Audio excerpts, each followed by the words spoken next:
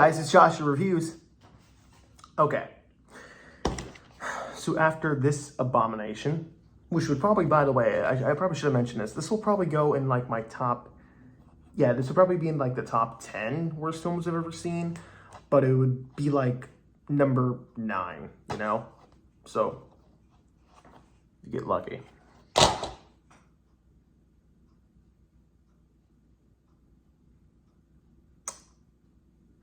For those of you wondering, my last review, there was a cat that entered the video last second, and it was fighting another cat. That's going to be remembered in Joshua Reviews history. I thought I just heard it again, but, you know, I guess I didn't. So, anyways, what am I saying? After a Deadly Little Christmas, I wanted to watch a good Christmas movie. And originally, I wasn't going to review this movie, but I wanted to check it out because I've been meaning to check it out for quite some time, and I've never decided to just sit down and watch the damn thing. I've been holding it off, and ATM, starring Josh from Drake and Josh. So, ATM. It is another one of those horror survival films. It reminded me of the movie P2 in a way. If you guys don't know what P2 is, I highly recommend that film. Criminally underrated.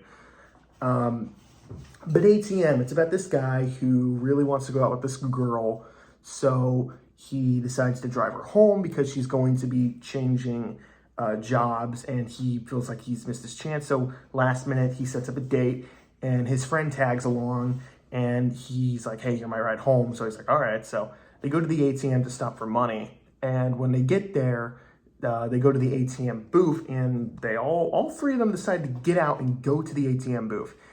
And they're there for a few minutes, talking, chatting, and when they finally get the money, they're ready to leave, and there's a hooded figure, and a guy walks by and he kills him, so they know this guy's a threat, and he's not entering the ATM, so they're like, shit. You know, and there's no cars for miles. They're like an abandoned like parking lot, so no one is going there. So they're like, shit, what do we do? Do we run back to the car? And the whole movie is about them just basically hunkering down in the ATM. The guy cuts the power, so they're really cold. It's like fucking 10 degrees, so they're scared they're gonna freeze to death. And I know a lot of people call bullshit on that, like that plot synopsis, but for me, I heard the plot and I was like, that's brilliant. That's amazing. I'm surprised no one's done something at least similar in that sense. Now, it's very unlikely something like this would ever happen, but you never know. I mean, you never know.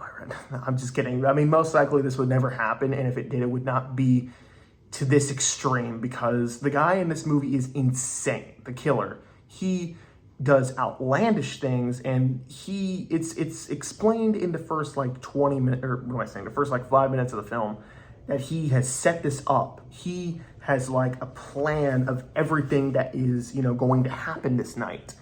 And I mean, just in concept and judging from the trailer, I was like, I'm sold, honestly. So tell me something. Why does this movie have 12% on Rotten Tomatoes? Not just the critics, you know, but 23% of the audience. Yikes, that's bad. So what's the issue? Well, the one common thing everyone said about this film, the characters, the decisions. Oh boy. I watched the trailer again before I saw the movie, and I was telling myself, oh yeah, this is going to be one of those films where it sounds good on paper, but in execution, it's probably done poorly. And I also kind of told myself that, yeah, this is probably one of those films where the characters make outlandish decisions that just overall affect the movie.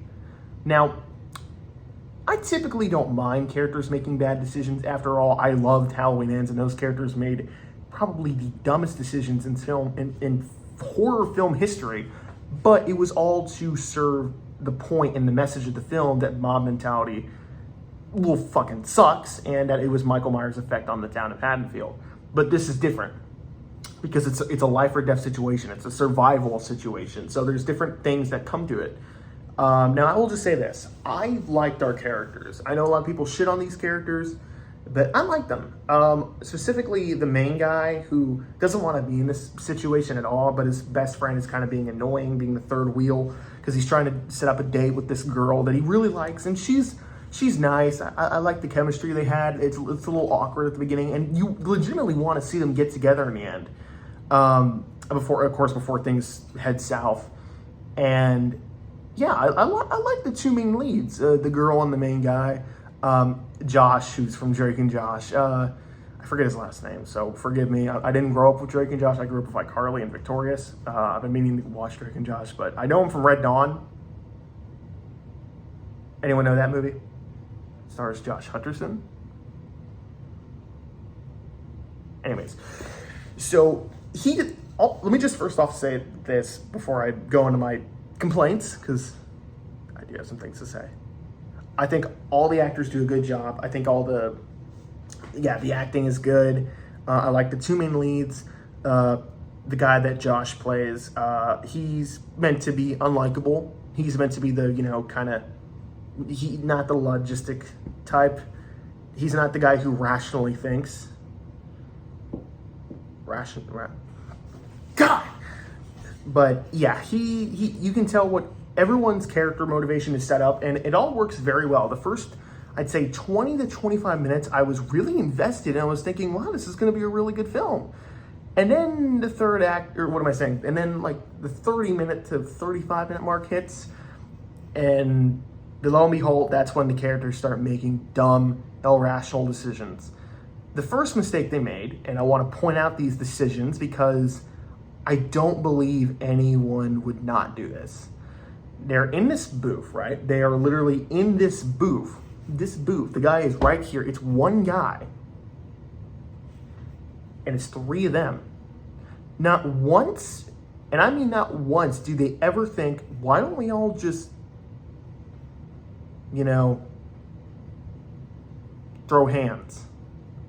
They never once decide, hey, let's all band together and just beat the fuck out of him. They don't do that at all. They are just like, we should probably do that. No, we're probably gonna die. The first thing I would have suggested is, why don't we all just go outside and beat the shit out of him? None of them, he killed someone, but there was three of you. The only thing he has is one of those hammer, crowbar, I don't know what it's called, but it's something to fix your car. And let me just say this. Even though the characters did make dumb decisions, everything did make sense. There wasn't a part in the film where I scratched my head and go, that doesn't make any sense. No, there wasn't any part in the film like that, but the characters do make some pretty dumb decisions. Like, there's a scene in the movie Frozen, which I really like, not that Frozen, the movie where they're stuck on the the chairlift. And the guy who's, I forget what his job is, but he's like, shoveling snow in this machine, this snow machine or whatever. And he, they try to get his attention by throwing the ball,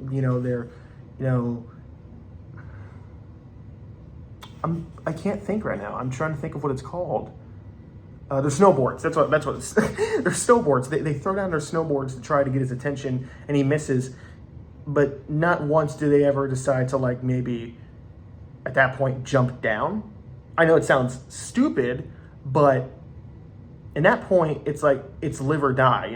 It's all or nothing. You might as well jump down. So to me, there's a scene. So what I'm getting to this is there's a moment like that from Frozen in this movie where there's a cop car that pulls up and they try to get his attention by banging on the window, but the car is not in there. He's not going to see them from his point of view.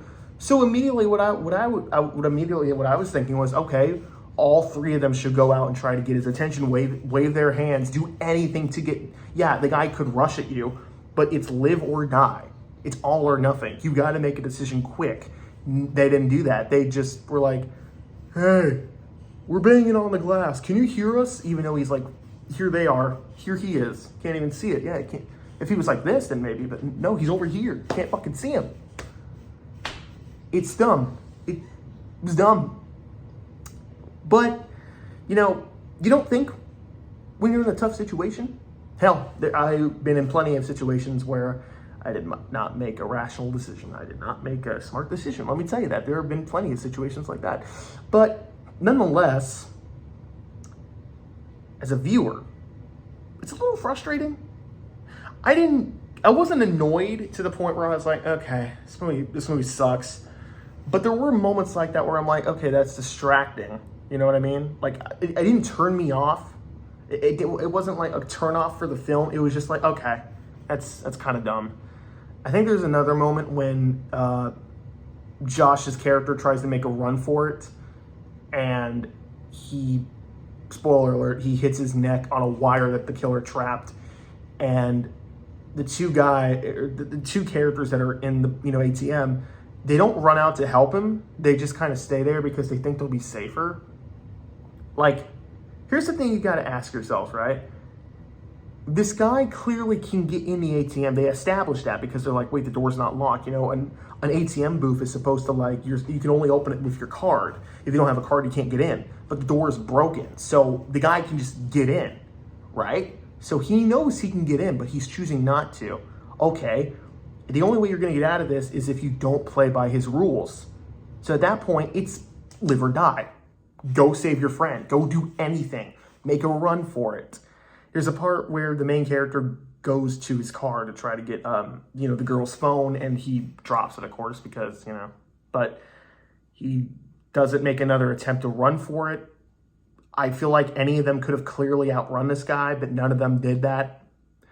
And then the last, 20 minutes happen, and things get way, way too dumb for comprehension. Someone dies. I won't say who, but someone dies, and I kind of chuckled a bit. I was like, that sucks. Fuck. And then the movie just kind of ends, and there's a twist in the film that I thought, in hindsight, it's a cool trap. Wait, cool trap, what am I saying? Cool twist. I was thinking of Saw for a second. Because it's like a Saw trap, elaborate plan. Basically, the twist is, because I won't spoil everything with the twist. I'll just kind of, in the first 5 to 10 minutes, where it's established that this guy plans everything, right? He planned this attack. But at the end, it's established that he's been doing this for a long time. He's a serial killer, and he's done this for a long time, and he's planning to do it to another one. And I'm like, in hindsight, that's cool. That should be cool. I should be like, whoa, that's dope. And there's more to it, but I won't spoil that, because admittedly, then that part was kind of interesting. But I mean, there's a lot of things that would have to go into this. One wrong mistake and your plan fucks up. What if he didn't drop the phone? What if he got the phone and called the police? At that point, would he have entered the ATM and tried to kill them? There's some things that don't make sense, and this is a movie where, and I knew this going in, I knew if I wasn't going to like it or have mixed feelings on it, that there were going to be things that the characters were going to make irrational decisions, and there is a lot of that in this film. But for some people, that may not be an issue. I mean, the characters are likable enough. You at least get, you at least understand their motivation. At least I understood what they were going for. I just wish that at least they made one smart decision. Because after a while, it did become annoying. But then the movie ends, and you're kind of like, oh, okay. You just barely made it in the C+ category. So that's what I'm going to give it. I'm going to give it a C+, because it did hold my interest, but there are some logic issues, some dumb decision making. Some of the writing could be a little better. It's not tightly written. It's, I can tell you they were trying to make this film better than what it was, but for what it was, it was passable. I mean, I didn't hate it. It was all right. So.